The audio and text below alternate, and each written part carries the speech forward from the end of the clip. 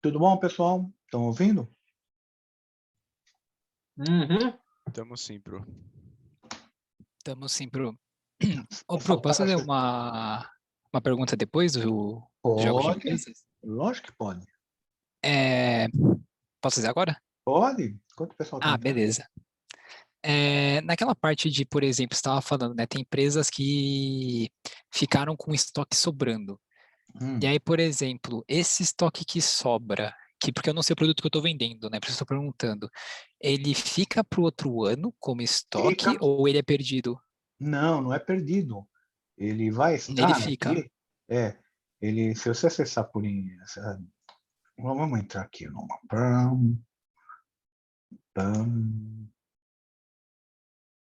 Qualquer uma. Entrar nessa. Tá? Entra aqui em gestão de produtos acabados.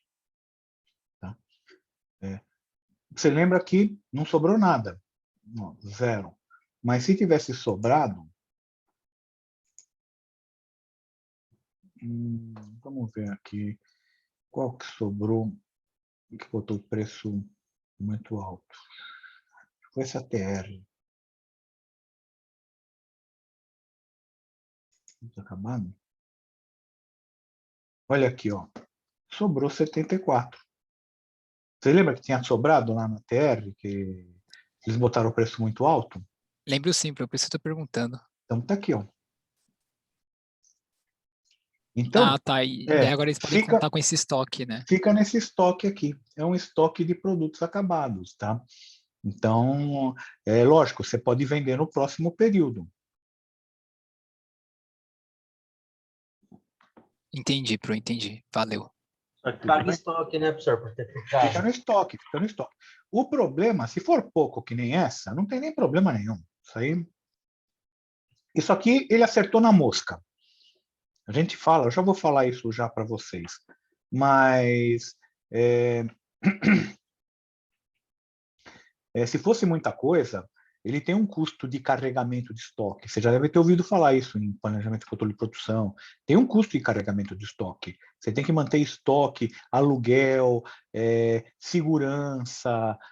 Não é simplesmente tem um estoque, sabe?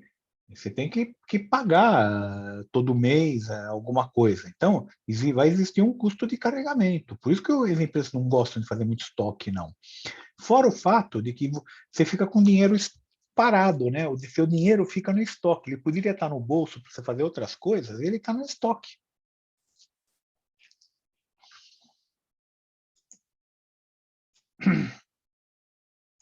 Essa curva da oferta e da demanda exatamente te dá isso, tá? Sobra de estoque. Você deu um preço, no caso a equipe, ela deu um preço aqui em que a curva vai estar aqui. Tá? Então, a empresa acha que vai vender aqui em Q2, e na realidade ela vai vender aqui. Ó. A demanda vai estar aqui. Esse gap entre isso daqui e isso daqui é esse 74 aqui que está sobrando. Tá? Então, é esse gap aqui, daqui até aqui. No caso, o gap ficou bem pertinho, ele ficou aqui, ó, não ficou aqui, ele ficou bem pertinho aqui, ó. Tá? Esse ponto de equilíbrio é muito difícil das empresas atingirem, tá? Porque você não consegue descobrir o quanto você vai vender efetivamente. Você chuta, mas você não consegue descobrir. E vocês estão percebendo isso. Por isso eu falo, 2.000 a mais e 2.000 a menos, para mim, você está no ponto de equilíbrio. Você não errou muito. Agora, muito mais do que isso, aí você vai ter problema, vai te custar caro. Agora, 2.000 para mais, 2.000 para menos, você considera que você está no ponto de equilíbrio. Tá? Eu falei 2.000 a mais ou 2.000 a menos, porque pode ter acontecido também isso. As vendas perdidas. Vamos tirar isso daqui. As vendas perdidas, o que acontece? Você botou um preço aqui embaixo, tá? Achando que ia vender Q1, E, na realidade, por causa da curva da oferta e demanda, você tinha Q2 querendo comprar. Esse gap daqui até aqui é a falta de produto, é aquilo que faltou de produto para aquelas empresas, tá? Eles estão nesse gap aqui. Solução: ou aumenta o preço, ou aumenta a quantidade produzida. Tá? Na anterior sobra de estoque, ou se diminui o preço, ou se diminui a quantidade oferecida, né? Tudo bem? Geralmente, os empresários preferem aumentar o preço do que aumentar a quantidade. É muito mais fácil, você não tem... Se aumentar a quantidade, você tem que ter capacidade na fábrica, tem que contratar mais operário, tem que comprar mais matéria-prima, tem que controlar mais, tem mais um monte de dor de cabeça. Aumentar o preço, ó, não é mais 10, é 12. Acabou, você não tem outro trabalho. Então, qual que é mais fácil? Vocês concordam? Vocês estão me ouvindo, pessoal? Sim, professor. Ô, professor. Eu fico cobrando feedback de vocês, porque a gente não sabe. Às vezes a gente está falando aqui aquilo que eu falei. Eu tive uma reunião com o André hoje. O André estava falando, o André estava rachando o bico. Ele falou, pô, teve um professor aí. Ele não falou quem era, não sei, pode ter sido até eu, vai. O cara ficou falando meia hora e não percebeu que ninguém estava ouvindo, né? Aí, depois desse meia hora que alguém conseguiu falar com ele, falando, ó, seu microfone não está funcionando, você está desconectado, você está mudo aí, né? Mas até o cara perceber, então, a gente fica cobrando feedback de vocês, né? Estão vendo, estão vendo, estão vendo. Bem, nas empresas, a coisa funciona dessa maneira, tá?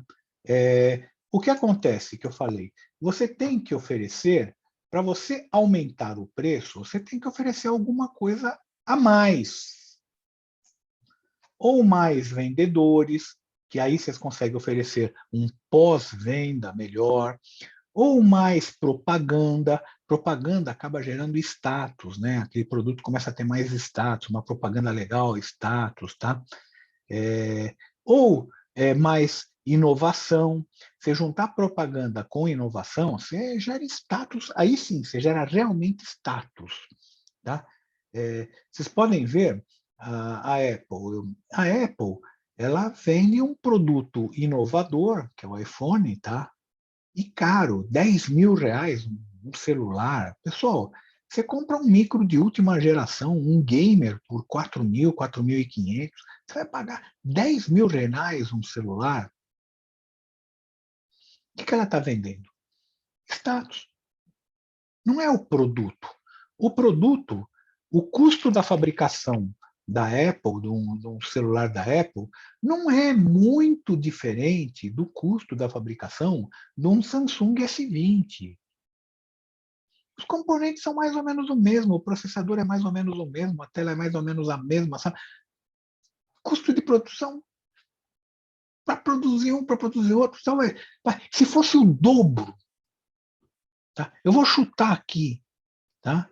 Um número, mas não é que eu estou falando, mas assim, deve ser uns 600, R$ 700 o custo da produção de um Samsung ou de um iPhone. Aí eles vêm e vendem o S20 por 5 pau, o iPhone por 10. Poxa, é por isso, pessoal, que hoje em dia a Apple é a empresa que mais tem caixa no mundo. Ela tem 300 bilhões de dólares em caixa, entesourado. Sabe o que é isso? Então, ela queria comprar uma indústria automobilística. Ela estava pensando em comprar Tesla, ela agora está pensando em comprar uma das grandes lá, Ford, GM ou Chrysler, não sei qual. Porque ela quer entrar nesse mercado de e-carro. Bem, isso daqui, essas retas que eu construí, a gente costuma chamar de isocurvas, tá? Então, são curvas paralelas e o que acontece? você está alterando aqui a sua quantidade. Ó, o seu ponto de equilíbrio, quando você colocou propaganda, colocou inovação, ó, passou para cá. O seu ponto de equilíbrio era aqui, num preço. Ele passou num preço mais elevado e, mesmo assim, com uma quantidade maior. Tá? Então, essas são as isocurvas que a gente vê em economia.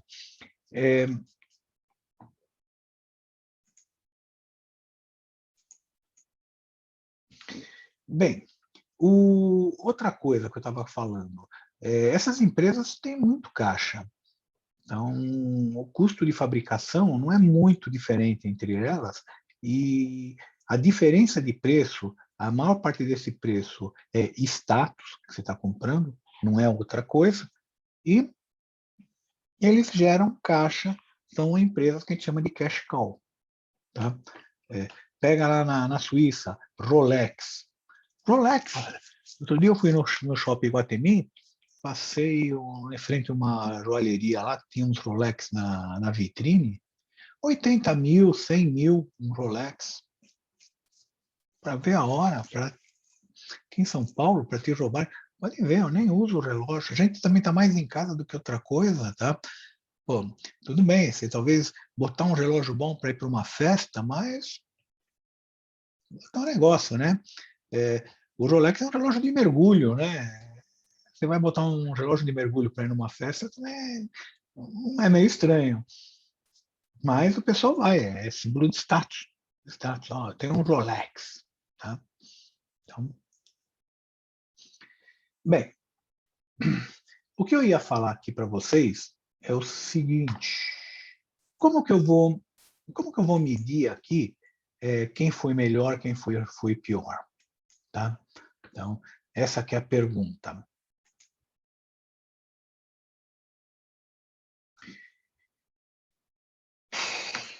O Peter Drucker, ele falava isso daí. Aquilo que você não pode medir, você não pode gerenciar.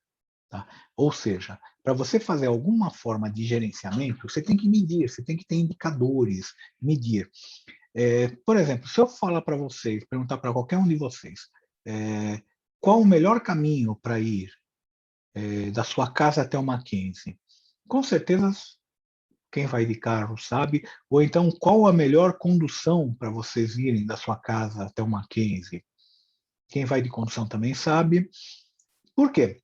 Porque vocês mediram e nem perceberam isso. Vocês mediram o tempo. Então, vocês um dia foram por um caminho, outro dia foram por outro caminho, outro dia foram... E marcaram o tempo. Ah, demora meia hora aqui, 45 minutos ali, 50 minutos pelo outro, não sei o quê. Aí, você já criou um mapa mental de quais os melhores caminhos. E aí você vai por aquele caminho lá, que te dá menor tempo, ou você rode menos, né, que dê menor quilometragem. Isso você está gerenciando a sua viagem, tá? E você teve que medir. Então, você mediu essa viagem e vocês sabem mais ou menos qual que é o melhor caminho para seguir, tá? Então, a gente usa nessa medição aquilo que a gente chama de indicadores, índices. E a gente vai ver alguns índices no final desse semestre, alguns índices contábeis que a gente pode usar, mas a gente usa muita coisa de tempos e métodos. Você provavelmente vai ver em PCP alguma coisa de tempos e métodos, tempo de produção, tempo não sei o quê. São índices, são indicadores. Tá? Ele garante as nossas medidas. Por quê? Porque senão, se eu não fizer dessa maneira, eu vou estabelecer coisas por suposição.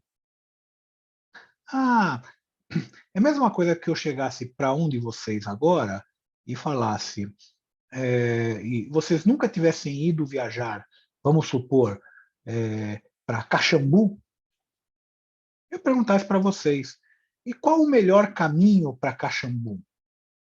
E vocês não tivessem alternativa de procurar no Google Map, vai? Então, vocês vão chutar. Se você pegar essa estrada A, você vai para lá, ou se você pegar a estrada B, eu sei que vai para lá, eu acho que a melhor é a B do que a A, mas é pura suposição. Agora, se vocês já viajaram para Caxambu, já mediram os tempos, quanto tempo demora para chegar, sabe? Já mediram quantos quilômetros tem daqui para lá em cada estrada, fizeram umas 2 ou 3 opções de estrada. Pronto. Aí você tem medidas, você tem indicadores, tá? E as empresas têm que estabelecer metas. E, aliás, todo mundo tem que estabelecer metas, tá? Metas isso nos joga naquele problema da Alice. O autor dos livros da Alice, o Larry Carroll, ele era professor de lógica, tá? E ele, se vocês forem analisar todo o filme da Alice, tá? É todo calcado em lógica, né? Então, eu estou falando do filme, mas o livro, né? Todo calcado em lógica. Então, ela pergunta para o gato: qual caminho devo seguir? Aí o gato pergunta: para onde você quer ir? Ela fala: não sei. Então ele fala: então pegue qualquer caminho. Então você não sabe para onde ir. Então, você tem que saber para onde ir numa empresa, né? E para isso você tem que estabelecer metas. Meta, o que ela é? Ela é um objetivo mais um valor a ser atingido, mais um prazo para realização. Então tome cuidado com isso. Por exemplo, vocês devem ter como meta se formar daqui 4 semestres. Quem está no 7º semestre, lógico, quem está no 8º, aí já diminui esse prazo. Mas esse é o objetivo, o valor a ser atingido é conseguir o diploma e o prazo da realização, 4 semestres. Então, isso é uma meta. Eu tenho que me formar em 4 semestres. Se eu pego, não tenho tudo isso, ou não tenho alguma coisa disso, pessoal, já não é mais meta. Isso é um sonho, é um desejo. Tá? Tem um filme muito interessante, eu vou ver se eu acho esse filme, eu vou colocar aí no Moodle, tá? E se chama A Meta. E ele mostra essa ideia que tem aí. Tá? Não adianta vir, eu quero ficar milionário. Todo mundo quer ficar. Tem alguém aqui que não quer ficar milionário, pessoal? Tem alguém aí? Todo mundo quer ser milionário. Mas isso não é meta, isso é um desejo. Agora, se eu falar, eu quero começar a trabalhar agora, vamos supor que fosse vocês, né? Quero começar a trabalhar agora e daqui 35 anos, quando eu for me aposentar, eu quero ter 6,5 milhões de reais em fundo de previdência para me aposentar tranquilo. Aí é uma meta. Ô, professor, mas não é uma meta muito difícil? Não, essa meta é muito simples, muito fácil. Engenharia econômica, tá, pessoal? Pegue R$ 1.000 por mês, coloque em um fundo de previdência, vocês são novos, um pouquinho mais agressivo. Esse fundo deve dar pelo menos 1% ao mês. Então, põe aí, pega HP que vocês têm aí já no celular, que quando vocês fizerem engenharia econômica, vocês pegaram uma HP, e põe aí 1.000 em PMT, 1% em I, 420, que é 35 anos, em N, e clica no FV. Vocês vão ter 6,5 milhões. Ou seja, se vocês colocarem R$ 1.000 todo mês, vocês vão ter 6,5 milhões daqui a 35 anos. Mais ou menos isso, né? Bem, isso é uma meta. Por quê? Não basta, eu quero chegar em 35 anos com 6,5 milhões. Tá, mas você tem que tomar as ações para conseguir atingir essa meta. Não adianta ficar deitado esperando que caia 6,5 milhões aí na sua cabeça.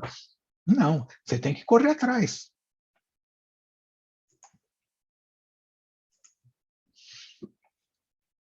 Pois bem, dois professores de Harvard, o Robert Kaplan e o David Norton, eles propuseram uma maneira de você medir essas metas, ter métricas para empresas.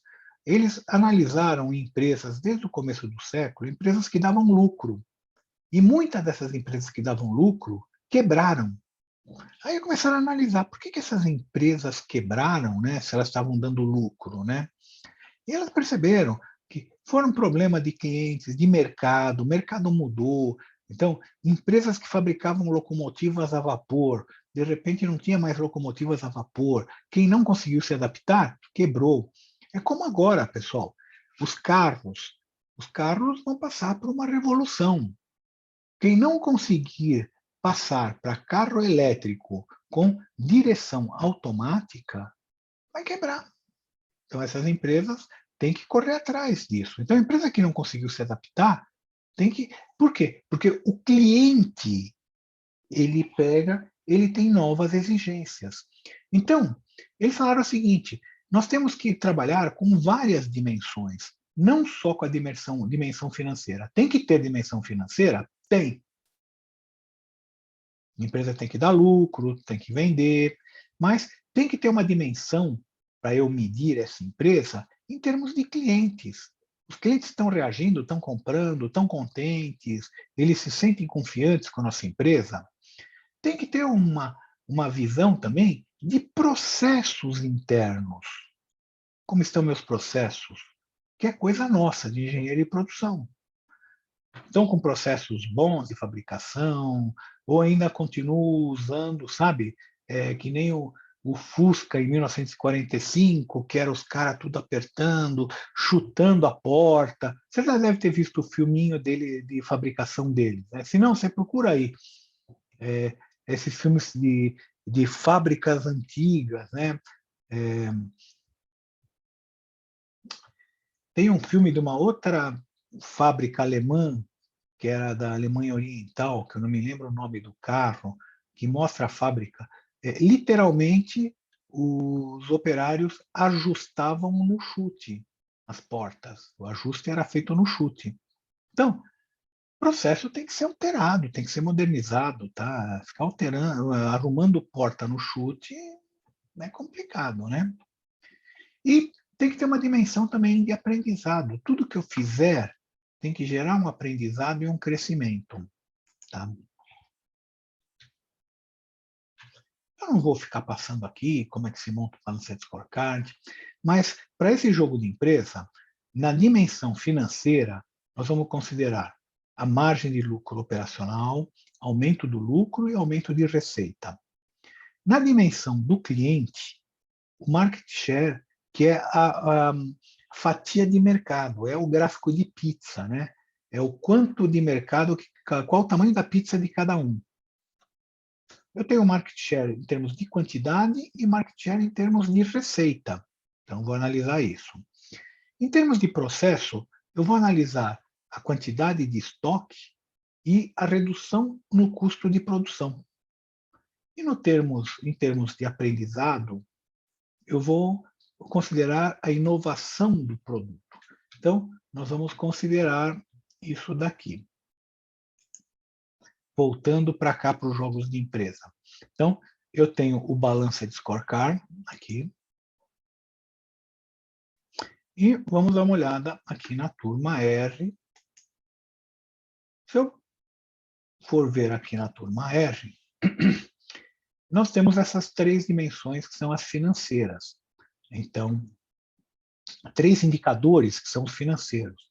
Aumento no lucro, aumento no faturamento. O faturamento é o total vendido. E aumento na margem de lucro operacional. Tá? A gente vai ver daqui a algumas aulas essa margem de lucro operacional. Bem, esses três, quanto maior, melhor, mas vocês estão vendo que tem empresas que estão negativas. Entre parênteses, está negativo. Olha só, tem empresa que melhorou 25%, 25,8% meu lucro. Em termos de faturamento, de vendas, tem empresas que aumentou 6,7%.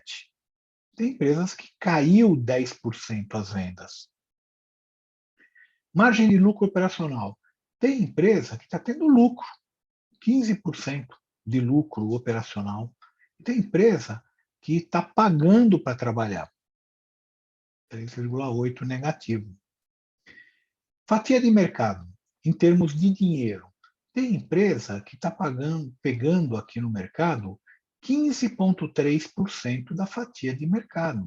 Então, ela está com essa fatia aqui, 15,3% de mercado. E tem empresa que está pegando só 12% do dinheiro que está no mercado para comprar esse produto. Market share de volume, de quantidade, também tem empresa que não são iguais, os números não são iguais, por quê? Porque depende do preço também. Então, se uma empresa tem um preço maior do que outra, pode ser que ela esteja pegando mais market share de dinheiro com menos quantidade vendida. Tá? Então, ela pode ser que esteja com mais dinheiro com menos quantidade vendida. É o caso da Apple, né? Bem, então o market share não necessariamente precisa ser grande, esse de volume, mas esse de dinheiro seria muito bom. O custo unitário, esse custo unitário, quanto mais baixo, melhor. Tá? Então, tem empresa que está conseguindo fabricar a 44,4. Então, 44,40 centavos. Tá? Enquanto tem empresas que fabricam a R$50. Logo, essas que estão fabricando com a 44,4, sobra mais dinheiro de lucro. Tá? Tanto que uma delas é a que está com maior aumento de lucro. Como que eu faço para ter esse custo unitário mais baixo? Basicamente, produzir mais. Mas também não adianta você produzir muito só para ter o custo mais baixo. Por quê? Porque você tem o custo de carregamento se você não conseguir vender. Então, você teve um custo baixo, mas em compensação, no próximo período, você vai ter um custo alto. Por quê? Porque você vai ter que carregar produtos para o próximo período. Então, tem que fazer uma coisa bem pensada. Não pode produzir muito e gerar estoque. Mas quanto mais você produz, mais você diminui o custo. Vocês vão ver isso em contabilidade de custo no semestre que vem, tá? Então, isso daí é aquilo que a gente chama de ganho de escala. Ganho de escala é porque você está conseguindo aumentar a sua escala de produção. O giro do estoque, quanto mais baixo, melhor. Aqui, quando está com zero, significa o seguinte: você produziu, vendeu, produziu, vendeu, produziu, vendeu. Legal, não parou no estoque, não acumulou poeira no produto. Agora, tem empresa que tem estoque de 34 dias. Isso aqui é em dias. Então, tem 34 dias até vender. Produto fabrica o produto, espera 34 dias, aí vende. E o nível de inovação? Então, nós temos aqui as empresas que estão inovando, estão gastando, estão investindo em inovação. Eu vou pegar tudo isso com esses pesos, 15%, 15%, 15%, 15%, 15%, 10%, 10% e 5%, são os pesos que a gente vai usar, e calculando tudo, eu vou chegar aqui. A empresa que fez melhor pontuação foi essa RB, depois a ADD, VHTV, depois essa PPV, essa TR, Teste, Alfa e PEP. Então, a pontuação que cada empresa fez, essa fez 19 pontos, 17, 15, 13, 8, 3 e 1. Essa foi a pontuação. Essa pontuação é o que vai servir para vocês serem promovidos, né? Então, a gente falou aqui, vamos acessar por empresa. A gente também vai ter acesso a essa parte, o BSC? Vai, também vai. Então, beleza. Para vocês enxergarem isso, vão aqui em informações, agora estou na tela do aluno. Informações, resultados. Resultados é aquele primeiro que a gente fez, no primeiro bloco, tá, de aula. Tá? Exatamente aquela planilha com os gráficos do primeiro bloco de aula. E informações BSC é o Balanced Scorecard, que a gente acabou de ver agora. Tá? Então, você tem acesso também a isso daqui. Então, estão todos aqui nesse bloco de informações. Tem 2 videozinhos que mostram isso daqui. Depois, quando a gente rodar mais semestre, vai começar a aparecer mais botõezinhos aqui. 19, 20, 21, 22, 23, 24, 25. Você pode ver os periódicos de todos os semestres. Tá? Então, você vai conseguir ver isso daqui para todos os semestres. Esse boletim e pesquisas, se vocês compraram essa empresa comprou algumas pesquisas. Então, vai aparecer aqui em boletins e pesquisas. Tá? Essas informações. Bem, basicamente é isso, pessoal. A semana que vem, quinta-feira, no primeiro horário, parece que vai ter uma palestra, né? Agora, o segundo horário tem aula. Então, eu vou pedir para vocês prepararem o jogo para quinta-feira que vem. Tá? A gente sempre vai começar a aula rodando o jogo. Aí eu não vou esperar vocês jogarem que nem hoje, eu fiquei esperando. Não. A gente vai entrar na aula, eu rodo o jogo e depois nós vamos para a contabilidade. Aí nós temos que trabalhar com a contabilidade. Tá? O jogo é uma coisa a mais que a gente faz. Tá ok, pessoal? Alguém tem alguma dúvida? O senhor pode mostrar a pontuação de novo lá? Que no meu está aparecendo 1 lá em cima, mas aí está 3. Pontuação. A pontuação está aqui no BSC. Aqui lá em cima, para mim, aparece 1, mas no BSC está 3. Você precisa sair e entrar de novo. Tá bom, então. Tenta sair e entrar de novo e ver se...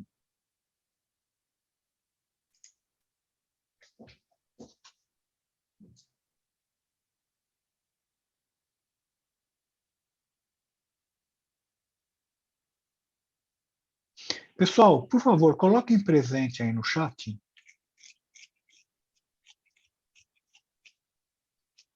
Ainda aparece 1, professor. Qual empresa que é? Alfamark.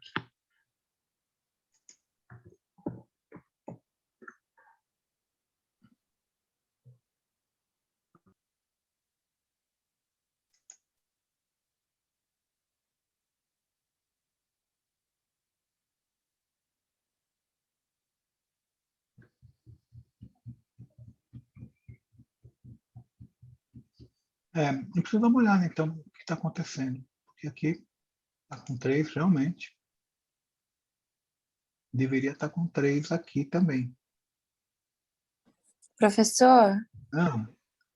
o Vitor pediu para avisar que ele não está conseguindo digitar no computador dele, deu um problema. Vitor Neto, só para colocar ele na chamada, por Põe o favor. nome dele, então, vai. Tá bom. Obrigada.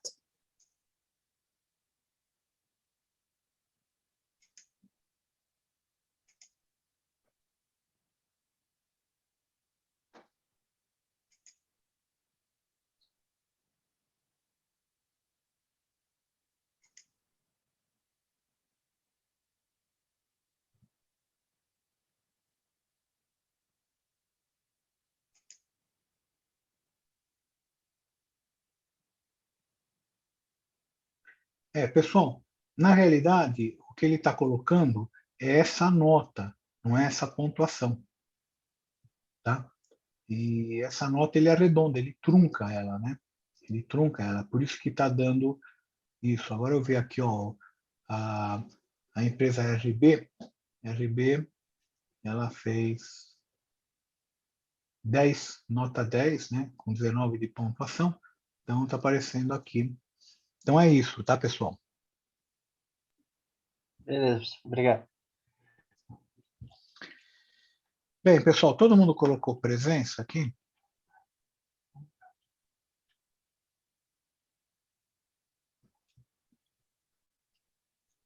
Se todo mundo colocou, quem já colocou, né? Então, boa noite, bom fim de semana. Semana que vem a gente se encontra novamente, né? Continua aqui nossas aulas. E Não esqueçam de preparar o jogo para quinta-feira que vem, tá ok? Quinta-feira no Tranquilo, primeiro professor. horário. Fala. Não, tá tranquilo. Tá joia. E não esqueçam que quinta-feira que vem vai ter uma palestra no primeiro horário, tá? Comemorando 125 anos, né, da Escola de Engenharia. Então, é uma comemoração importante. Show. Tranquilo, obrigado pela aula. Obrigado, eu que te agradeço, tá? Tchau, professor. Obrigada. Tchau. Falou, Pro. Valeu pela aula. Boa noite. Obrigado, hein? Tchau.